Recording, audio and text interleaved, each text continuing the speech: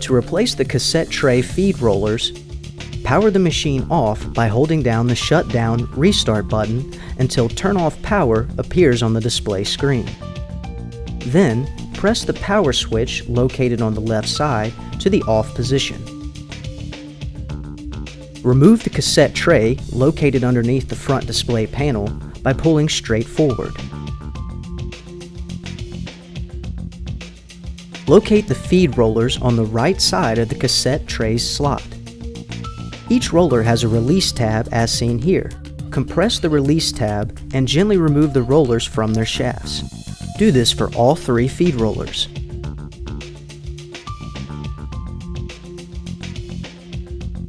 When replacing the feed rollers, make sure the corresponding roller type is inserted to the correct shaft.